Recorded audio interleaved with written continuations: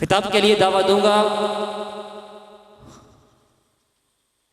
استاذی مکرم خطیب اہل سنت استاد العلماء حضور قبلہ مفتی محمد غلام یاسین صاحب سے ملتمس ہو تشریف لائیں گے، اپنے خطاب دل نواز سے ہمارے دلوں کو منور فرمائیں گے۔ نعروں کی گونج میں استقبال کیجیے۔ نعرہ تکبیر، نعرہ رسالت، نعرہ تحقیق، نعرہ حیدری، جشن میلاد مصطفیٰ آستانہ عالیہ پیر شہید کے۔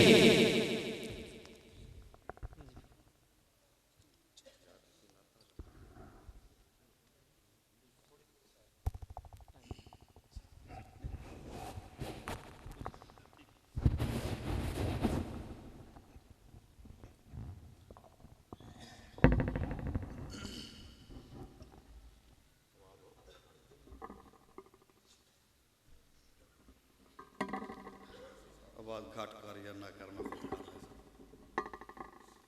ٹھیک۔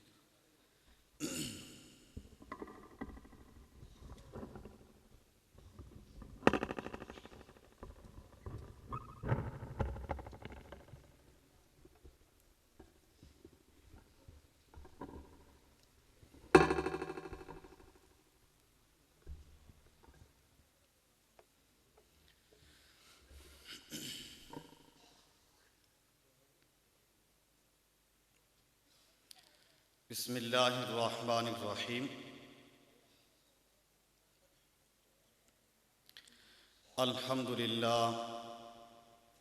الحمدللہ جامع الشتات، والصلاة والسلام علی سید الکائنات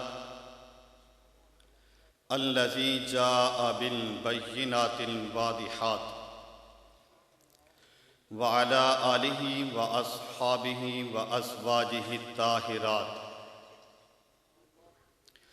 اما بعد فاعوذ باللہ من الشیطان الرجیم۔ بسم اللہ الرحمن الرحیم۔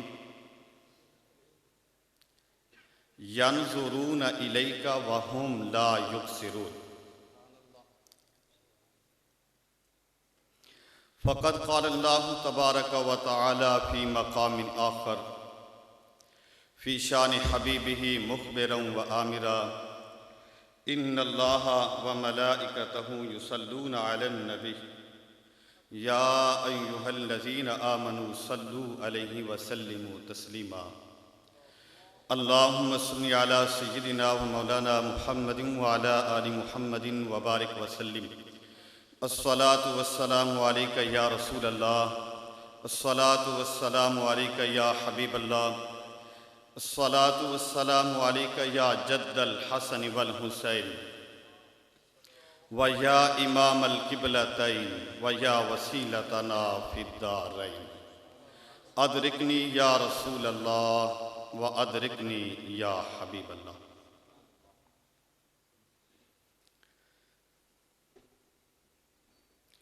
اللہ تبارک و تعالیٰ کی حمد و ثنا کے بعد رسول اکرم نور مجسم احمد مجتبیٰ محمد مصطفیٰ صلی اللہ علیہ وسلم کی ذات بابرکات پر درود شریف کا ہدیہ بھیجنے کے بعد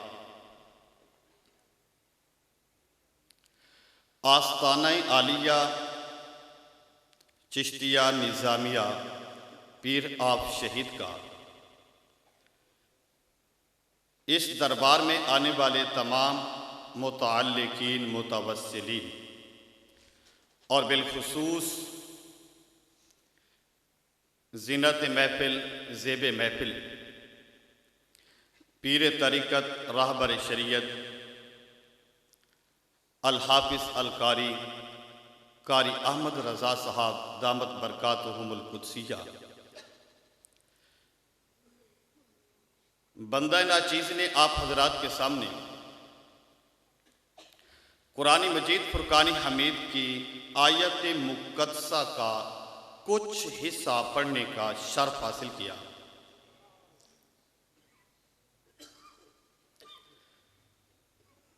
میں اللہ کے حضور یہ دعا کرتا ہوں کہ مالک کائنات مجھے اس آیت بینات کے تحت حق و صداقت پر جو بات مبنی ہے وہ صحیح طریقے سے آپ تک پہنچانے کی توفیق عطا فرمائے، اور بالخصوص مالک کائنات آپ کو اور مجھے آستانہ عالیہ کے فیوز و برکات سے مستفیض فرمائے۔ عزیزان من، بلا تمہید اور بلا تاخیر وقت کو مد نظر رکھتے ہوئے مختصر الفاظوں میں ان دو لفظوں کا ترجمہ کر دیتا ہوں، پھر اس کے بعد دو تین اقوال پیش کرنے کے بعد آپ کی دعاؤں کا منتظر رہوں گا۔ اس آیت مقدسہ کا ترجمہ یہ بنتا ہے کہ اے میرے محبوب، یہ آپ کو دیکھتے ہیں، ینظرون الیک، یہ آپ کی طرف دیکھتے ہیں، وَهُمْ لَا يُبْصِرُونَ، لیکن دیکھ نہیں سکتے۔ قرآن کہہ رہا ہے، یہ الفاظ مقدس ہیں، فرمایا کہ اے میرے محبوب ینظرون الیک، یہ کافر لوگ آپ کی طرف دیکھتے ہیں۔ ابو جہل دیکھتا ہے، ابو لہب دیکھتا ہے، عتبہ دیکھتا ہے، شیبہ دیکھتا ہے، یہ کافر بار بار دیکھتے ہیں۔ بلکہ میں کہتا ہوں، ہم اگر یوں کر دیں، اس سے پہلے والے جملے کو ملا دیں تو پھر مطلب اور بنے گا، اے محبوب آپ ان کو دیکھتے ہیں لیکن یہ آنکھیں پھاڑ پھاڑ کر آپ کو دیکھتے ہیں، لیکن اس کے باوجود آپ ان کو نظر نہیں آتے۔ وَهُمْ لَا يُبْصِرُونَ، فرمایا کہ اس کے بغیر، اس کے بعد بھی آپ ان کو نظر نہیں آتے۔ عزیزان من، ذرا سمجھنے والی بات ہے، سوچنے والی بات ہے۔ یہ ابو جہل حضور کے در پر آتا ہے، سرکار کو دیکھ رہا ہے، قرآن کہتا ہے کہ یہ دیکھتا ہے، وَهُمْ لَا يُبْصِرُونَ، لیکن دیکھ بھی نہیں سکتا۔ شاید کہ میں یہ الفاظ ان کو تھوڑا سا آسان کر دیتا ہوں، میں اپنا مدعا آپ کو سمجھاؤں گا انشاءاللہ، میں تھوڑا سا اس کو آسان کر دیتا ہوں۔ قرآن مجید فرقان حمید کے متعدد احکامات ہیں، ان میں سے قرآن کریم کا ایک تعلق ہے نقوش سے، جسے ہم کہتے ہیں نقوش قرآن، اور ایک چیز ایسی ہے جس کا تعلق ہے الفاظ سے، ہم اسے کہتے ہیں الفاظ قرآن۔ ایک چیز ایسی ہے جس کا تعلق ہے احکام سے، اسے کہا جاتا ہے احکام قرآن، اور ایک چیز ایسی ہے جسے کہا جاتا ہے اسرار قرآن، اور ایک چیز ایسی ہے جسے کہا جاتا ہے جان قرآن، روح قرآن، اصل قرآن۔ پھر سنیے گا، ایک ہے نقوش، مثال کے طور پر یہ آپ بینر دیکھ کے سامنے لکھا ہوا ہے، آپ کو گنبد خضرا کا نقش نظر آتا ہے، اسے نقش کہا جاتا ہے، اور جو اس کے اوپر الفاظ تحریر ہیں اس کو بھی نقش کہا جاتا ہے۔ لیکن جب آپ نے اس نقش کو دیکھا، سمجھا، پڑھا، تو پھر ان کو الفاظ کہا جاتے ہیں، اور جب ان الفاظوں کی گہرائی میں گئے، پھر ان الفاظوں کے مطلب اور مفہوم کو سمجھا، اسے حکم کہا جائے گا، اور پھر جب آپ نے اس حکم کے راز کو دیکھا، اسے اسرار کہا جائے گا، اور پھر جب اس راز سے پردہ اٹھا، اسے روح کہا جاتا ہے۔ چلو ٹھیک ہے، اب دیکھنا کہ قرآن کریم کا جو نقش ہے، نقوش ہے، ان کی حفاظت کون کرتا ہے؟ قرآن کریم کے نقوش کی حفاظت ہے جلد کے ذریعے، گتے کے ذریعے۔ اگر جلد پھٹ جائے تو اوراق اپنی اصلی حالت پر برقرار نہیں رہتے. آپ کہتے ہیں کہ قرآن شہید ہو چکا ہے. قرآن کریم کی حفاظت، قرآن کریم کے نقوش کی حفاظت، اوراق کی حفاظت کون کرتا ہے؟ یہ جلد کرتی ہے. جتنی جلد مضبوط ہوگی قرآن کریم کے نقوش بھی محفوظ ہوں گے. جلد پھٹ گئی، نقش بھی ختم ہو گئے. اور ایک ہے الفاظ قرآن.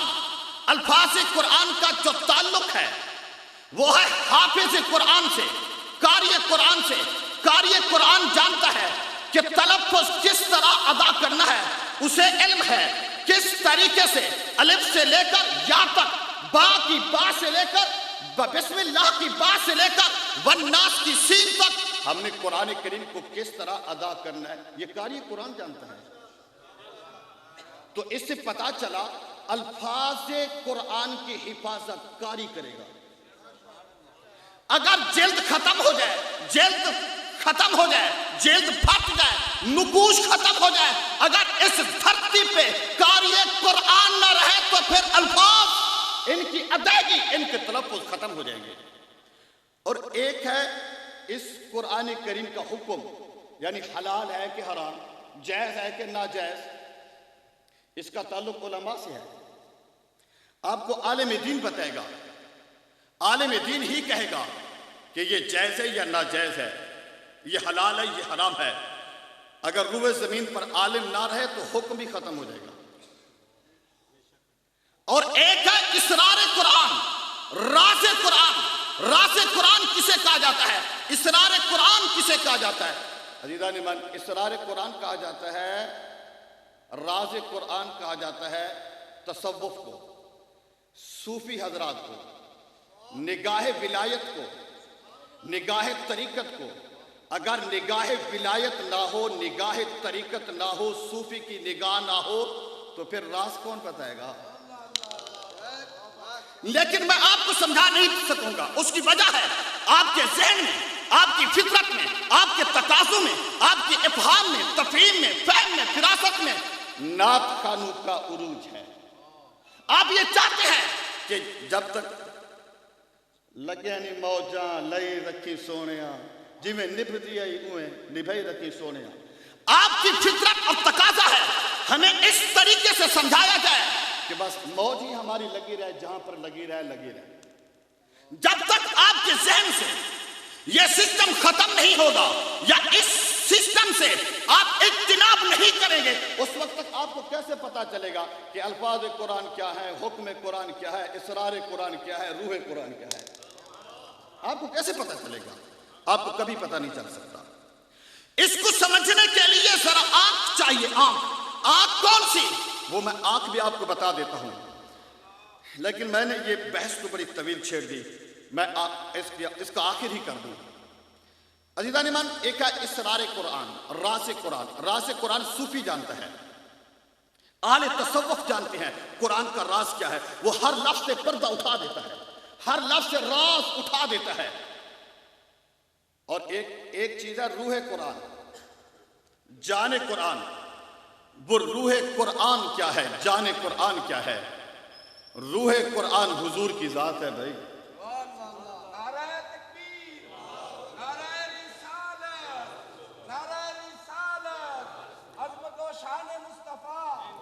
روح قرآن یہ حضور کی ذات ہے. جان قرآن یہ حضور کی ذات ہے. اصل قرآن یہ حضور کی ذات ہے. تو اس سے پتا چلا جب تک قرآن کی روح موجود ہے، اصل قرآن موجود ہے، ذات قرآن موجود ہے، تو قرآن کو فنا نہیں ہے. جب تک قرآن کو فنا نہیں ہے تو جو اسرار قرآن جانتے ہیں انہیں بھی فنا نہیں سمجھ سکتے. جو قرآن کا اسرار جانتے ہیں، قرآن کا راز جانتے ہیں، اہل تصوف، ان کو بھی فنا نہیں ہے. لیکن ہم بات کریں گے صرف اسرار قرآن کی، اہل تصوف کی. قرآن کہتا ہے کہ یہ آپ کو دیکھتے ہیں پر آپ کو دیکھ. عزیزان من ذرا توجہ فرمائیں.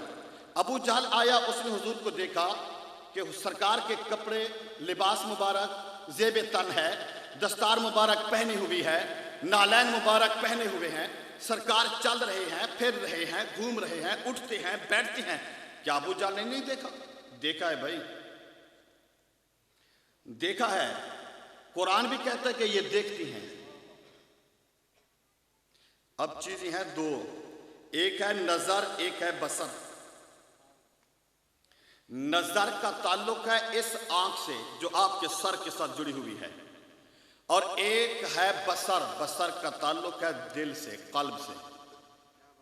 لیکن میں آپ کو اس سے آسان کر دیتا ہوں تاکہ آپ کو میری بات سمجھ میں آ جائے.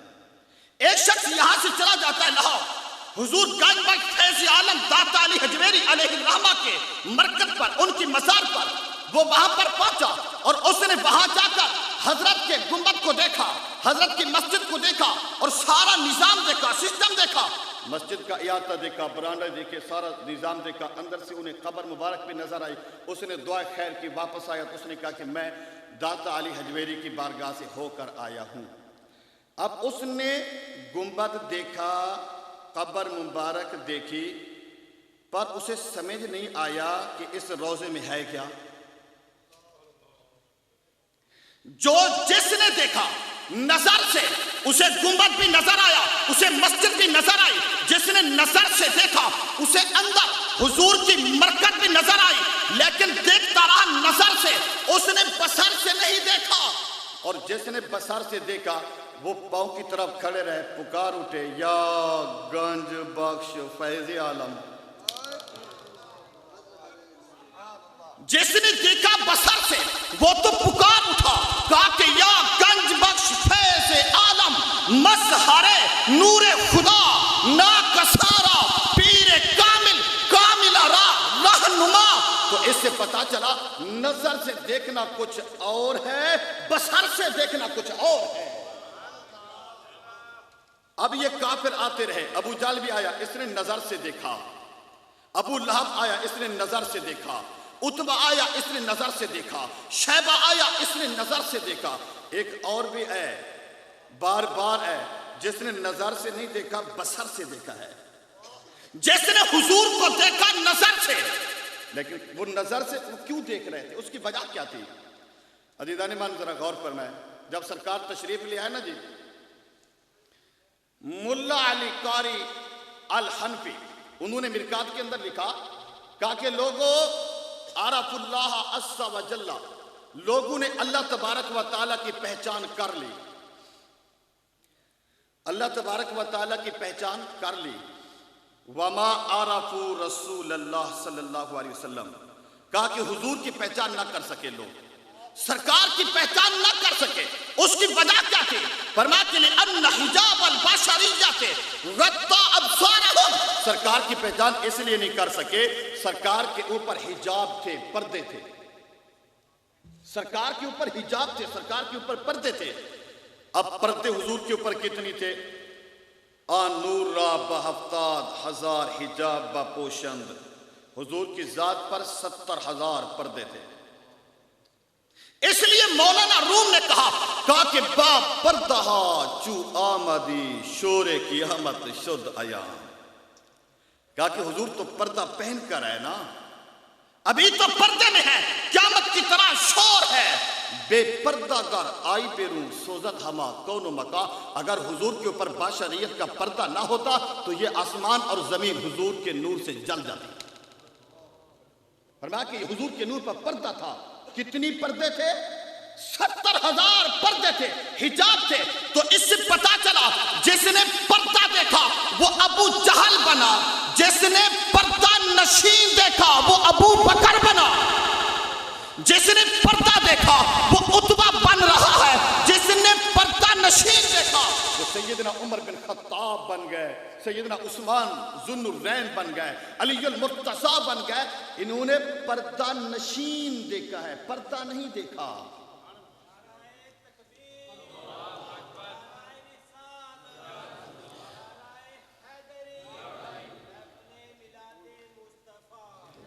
عزیزان من، قرآن کہہ رہا ہے کہ محبوب یہ آپ کو دیکھنا چاہتے ہیں لیکن دیکھ نہیں سکتے. میں آخری بات کرنا چاہتا ہوں، اس پر توجہ کیجئے گا. اب جو دیکھنا چاہتا ہے وہ دیکھ نہیں سکتا، یہ دیکھ بھی رہے ہیں، قرآن نفی فرما رہا ہے. لیکن کافی صدیاں بیت گئی. 7 صدی کے ایک بزرگ آتے ہیں جس کا نام شیخ ابو العباس ہے. یہ حضرت چلے گئے. انہوں نے کہا کہ حضرت سیدنا امام احمد رفاعی کو کہا کہ اے امام احمد رفاعی، میں آپ کی محبت اپنے دل میں لے کر آیا ہوں، مجھے مرید کر دو. پتہ چلا کہ پیری مریدی کا جو سسٹم ہے، یہ تعلق ہے، یہ آج سے نہیں ہے، یہ قدیم سے ہے. جانے والے کون ہیں؟ شیخ ابو العباس ہیں. کس کے پاس گئے؟ سیدنا امام احمد رفاعی کے پاس. لیکن اگر میں امام احمد رفاعی کی بات کروں کہ امام احمد رفاعی کون ہے تو پتہ چل جائے گا آپ کو کہ امام احمد رفاعی کی شان کتنی ہے. لیکن ایک بات ذہن میں رکھیں، یہ وہی امام احمد رفاعی ہے اگر حضور کے روضے پر جاتے ہیں، وہاں جا کر سلام عرض کرتے ہیں، حضور کی بارگاہ میں پیغام دیتے ہیں اور کہتے ہیں حبیبی یا رسول اللہ، اپنا ہاتھ مبارک قبر انور سے باہر نکالو، بوسے لینے ہیں. یہ وہی امام احمد رفاعی ہے. تو حضرت شیخ ابو العباس چلے گئے امام احمد رفاعی کے پاس اور جا کر کہا کہ حضور مجھے مرید کرو، میں دور سے آیا ہوں. توجہ ہے، آپ نے نظر سے نہیں بصر سے دیکھا. آپ نے بصر سے دیکھا. فرمایا کہ ابو العباس تیرا ارادہ ٹھیک ہے، نیت ٹھیک ہے، سارا تیرا معاملہ ٹھیک ہے، لیکن تیرا پیر میں نہیں ہوں، تیرا پیر ہے شیخ عبد الرحیم. حضرت نے پوچھا کہ ان کا تعارف کیا ہے، وہ کہاں پہ رہتے ہیں؟ آپ نے فرمایا کہ وہ مجھ سے زیادہ کامل ہیں. وہ اس وقت بیت المقدس کی ایک بستی ہے جس کا نام کنا ہے، اس کنا کی بستی میں بیٹھے ہوئے ہیں. آپ ادھر چلے جائیں. یہ بات میری آخری ہے، ذرا توجہ سے سنیے گا. اس بستی میں چلے جائیں، وہ آپ کے مرید، آپ کے پیر ہیں، وہ آپ کو بیعت کریں گے. حضرت کہتی کہ میں چلا گیا. یہ بستی کنا میں بیٹھے ہوئے تھے، بیت المقدس کے ساتھ ہی بستی تھی. میں چلا گیا، وہاں پر پہنچا. میں نے کہا کہ حضرت شیخ عبد الرحیم صاحب، مجھے شیخ امام احمد رفاعی نے بھیجا ہے، مجھے مرید کرو. آپ نے پہلا ہی سوال کیا. آپ نے فرمایا کہ یہ بتا، کیا تو نے سرکار کو دیکھا ہے؟ کیا تم نے سرکار کو، بیٹھے رہو بیٹھے رہو، کیا تم نے حضور کو دیکھا ہے؟ کہا کہ مطلب؟ فرمایا کہ تمہیں حضور کی معرفت ہے، کیا سرکار کو پہچانتے ہو؟ حضرت نے کہا کہ میں نے کبھی زیارت نہیں کی. آپ نے فرمایا کہ پہچان لوگی؟ کہا کہ ہاں پہچان لیں گے.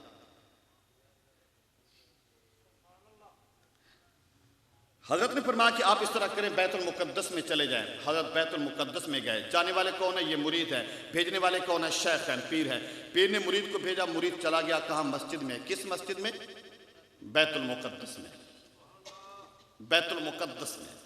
جب یہ بیت المقدس میں چلے گئے، بیت المقدس میں جاتی ہیں. اب ذرا سنیے حضرت شیخ ابو العباس کا بیان. لکھنے والے کون ہیں؟ حضرت شیخ امام جلال الدین سیوطی ہیں. کتاب کا نام کیا ہے؟ الحاوی للفتاوی. اس کتاب میں لکھتے ہیں، فرماتے ہیں کہ جب میں گیا نا، حین وضعت رجلی، میں نے مسجد میں ایسے قدم رکھا. پہلا قدم، حین وضعت رجلی، میں نے اپنا قدم رکھا. جب میں نے قدم رکھا، میں کیا دیکھتا ہوں؟ میں نے سامنے دیکھا، دائیں طرف دیکھا، بائیں طرف دیکھا.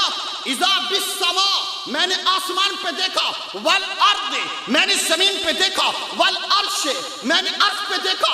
والکرسی، میں نے کرسی کے مناظر دیکھے.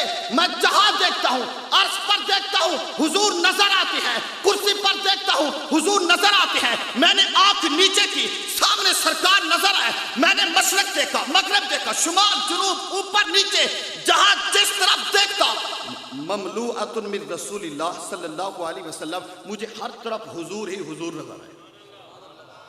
آپ فرماتے ہیں کہ میں فوراً اپنے شیخ کے پاس واپس آیا. میں شیخ کے پاس واپس آیا. میں نے آ کے عرض کیا. میں نے کیا کہا کہ حضور، میں نے سرکار کو دیکھا، زمین پہ دیکھا، آسمان پہ دیکھا، عرش پہ دیکھا، کرسی پہ دیکھا.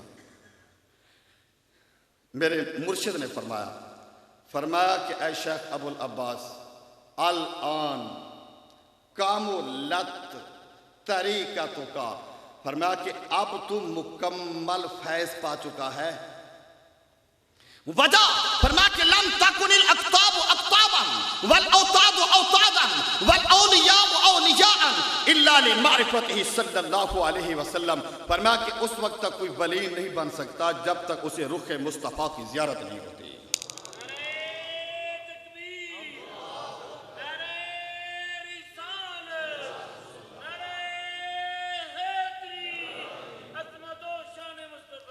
جب رخ مصطفیٰ کی زیارت ہو جاتی ہے تو اس وقت پردے اٹھ جاتے ہیں، حجاب اٹھ جاتے ہیں، یہ سارا حجاب ختم ہو جاتا ہے. پھر جب حجاب ختم ہو جائے، پردے ختم ہو جائے، راز ختم ہو جائے، اسے تصوف کہا جاتا ہے. جب انسان مکمل کامل صوفی بن جاتا ہے، پھر باہر کھڑا ہو، مشرق میں کھڑا ہو، مغرب میں کھڑا ہو، شمال میں ہو، جنوب میں ہو، فرش میں ہو، عرش میں ہو، جہاں پر بھی ہو صوفی کی نگاہ پہنچتی ہے.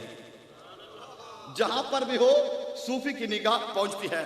تو عزیزان ایمان، جہاں پر آپ آئے تو یہ اہل خانہ، یہ ایک تصوف کا بھرا ہوا اہل خانہ ہے. اس خاندان کے اندر مکمل طور پہ تصوف موجود تھا، اور جس کو جو بھی ملا تصوف کے ذریعے سے ملا ہے. تصوف نگاہ کامل کا نام ہے، اور نگاہ کامل ایسے نہیں پڑھتے، یاد رکھیے گا، خدارا خدارا نگاہ کامل ایسے نہیں پڑھتے. جو نگاہ کامل کرنے والی شخصیت ہوتی ہے نا، پہلے اس کا من اتنی راضی ہو، اس کو اتنی راضی کر لیں، اتنی راضی کر لیں، اتنی راضی کر لیں، وہ آپ کے عمل کو دیکھ کر، آپ کی محبت کو دیکھ کر آپ پر نگاہ ڈال دیں. جب تک آپ کے اوپر صحیح طریقے سے آپ کا مرشد راضی نہ ہو، آپ کا پیر راضی نہ ہو، اس وقت تک کوئی شخص فیض نہیں پا سکتا. فیض اس وقت ملتا ہے جب مرشد کی ہر ادا کو لبیک کہا جائے. تو عزیزان ایمان، میں اس آستانے سے دعا لینے کے لیے آتا ہوں تو میں حضرت کی بارگاہ میں التجا کرتا ہوں، میرے لیے، میری والدہ کے لیے، میرے آباء و اجداد کے لیے، آپ کے لیے، ہم سب کے لیے دعا فرما دیں. نگاہ ولایت سے ہمارے سارے کام کو حل کر دیں. اللہ رب العزت اس آستانے کو آباد و شاد رکھے. وما علیہ الا البلاغ وآخر دعوانا ان الحمد للہ رب العالمین.